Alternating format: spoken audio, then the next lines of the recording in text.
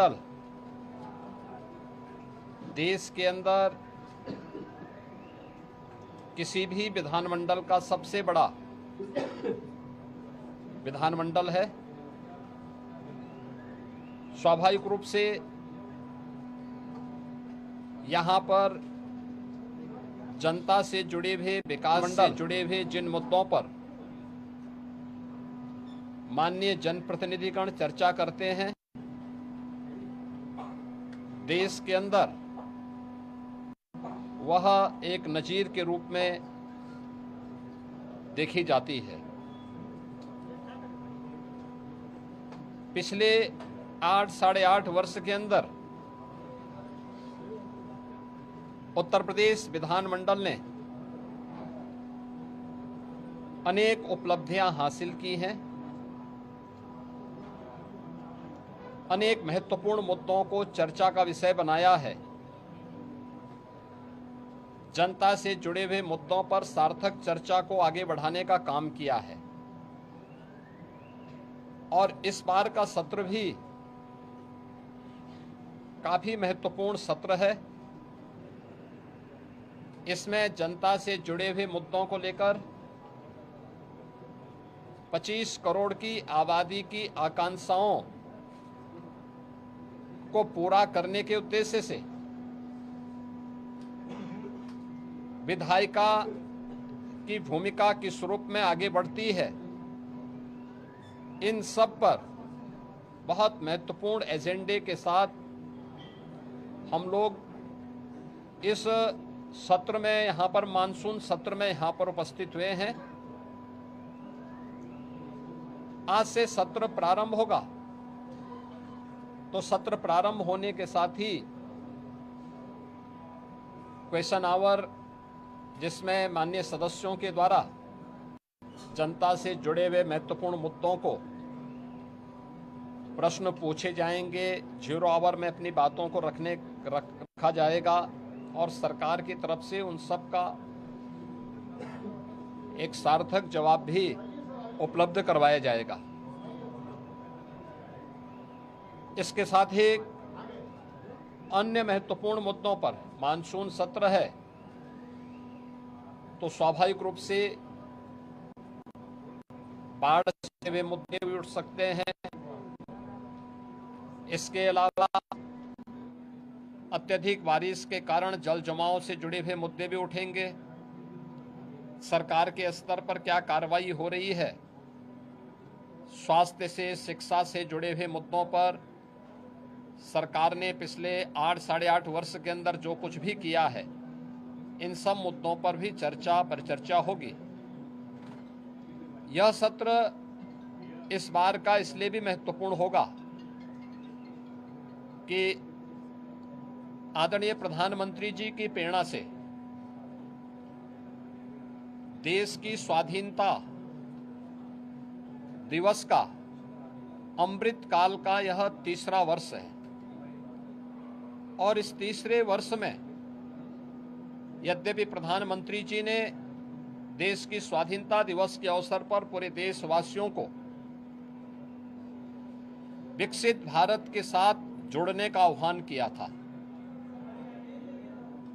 विकसित भारत, विकसित उत्तर प्रदेश, आत्मनिर्भर भारत, आत्मनिर्भर उत्तर प्रदेश। विकसित उत्तर प्रदेश और आत्मनिर्भर उत्तर प्रदेश के लिए सरकार का और उत्तर प्रदेश वासियों का विजन क्या है, पहली बार देश के किसी सदन में इस मुद्दे पर चर्चा होगी। और इसके लिए भी मैं सभी सम्मानित सदस्यों से, कल दलीय नेताओं की बैठक में भी इस पे चर्चा हुई थी और दलीय नेताओं की बैठक में भी इस पर बहुत सारे मुद्दों को आगे बढ़ाने के बारे में एक सहमति बनी थी। 13 और 14 अगस्त को लगातार 24 घंटे तक उत्तर प्रदेश विधानमंडल में इस पे चर्चा होनी है और चर्चा के बाद सरकार के द्वारा कैसे इस विजन डॉक्यूमेंट को नीति आयोग के मार्गदर्शन में, विशेषज्ञों के सहयोग के साथ आम जनता के साथ साथ हर तबके के नागरिकों की सहभागिता इसमें सुनिश्चित हो, इसको लेकर के विस्तृत कार्य योजना की घोषणा भी हम लोग सदन में करेंगे और उस कार्यक्रम को आगे बढ़ा करके आगामी 25 वर्ष की कार्य योजना को लेकर के सरकार अपने विजन को सदन के पटल पर रखेगी और उस कार्यक्रम को एक समय सीमा के अंदर तैयार करते हुए विकसित भारत, विकसित उत्तर प्रदेश के इस संकल्प को आगे बढ़ाने की चर्चा का केंद्र बिंदु हमारा सदन बनेगा। मेरी अपील होगी कि सरकार ने पिछले 8-8 वर्ष के अंदर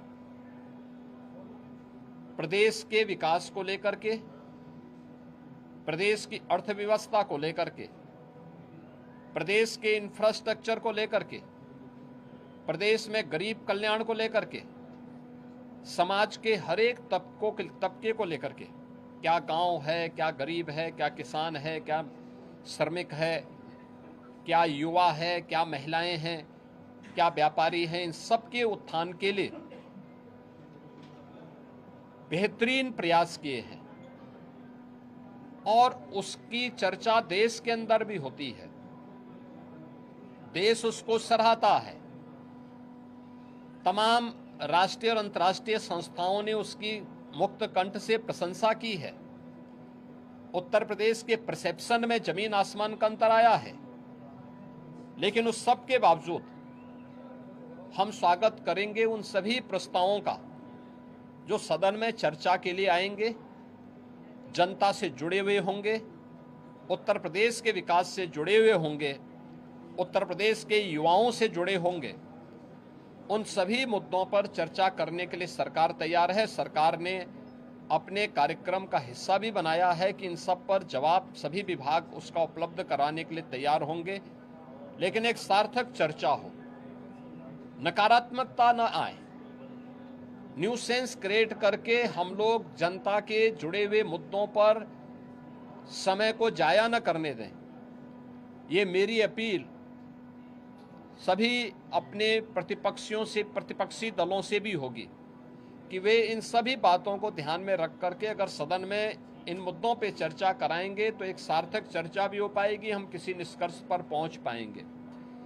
लेकिन अगर वह अनावश्यक व्यवधान पैदा करके न्यूसेंस क्रिएट करेंगे तो जनता की अदालत में स्वयं ही प्रदेश की जनता जनार्दन उन्हें कटघरे में खड़ा करने का कार्य करेगी और सदन में इन मुद्दों पे चर्चा हो, वे चर्चा भी करें, अपने प्रश्न भी पूछें।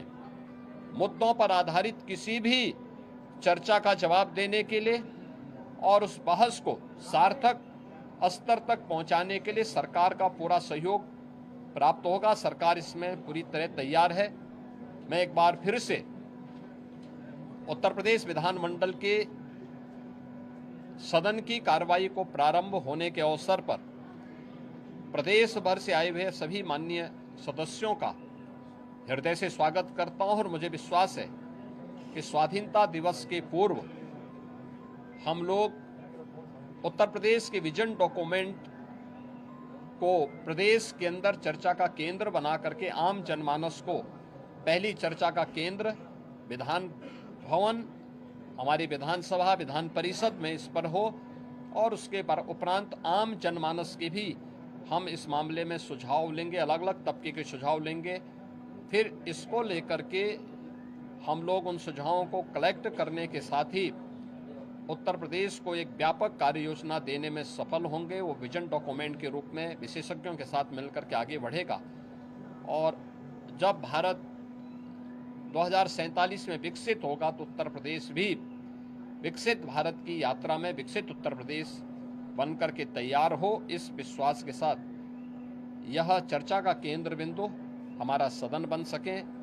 सभी सम्मानित सदस्यों से मेरी अपील होगी, इस पूरे कार्यक्रम में भाग लेने वाले सभी सम्मानित सदस्यों को मेरी शुभकामनाएं हैं।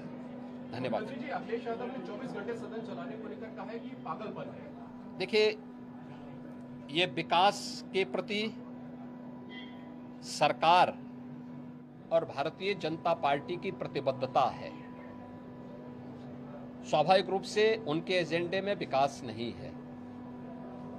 सस्टेनेबल डेवलपमेंट गोल्स पे जो गरीबों से जुड़े हुए मुद्दे थे, उत्तर प्रदेश की बेहतर शिक्षा को लेकर, बेहतर स्वास्थ्य सुविधा को लेकर, कृषि विकास की दर को बढ़ाने को लेकर, स्किल डेवलपमेंट को लेकर, रोजगार को लेकर के जब हमने 36 घंटे तक सदन चलाया था, तब भी समाजवादी पार्टी ने सदन का वॉकआउट किया था।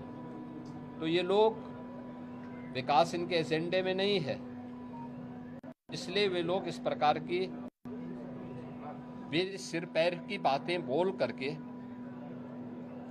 ऐसे संसदीय शब्दों का प्रयोग करते हैं जिसके लिए वे पहले से ही कुख्यात हैं।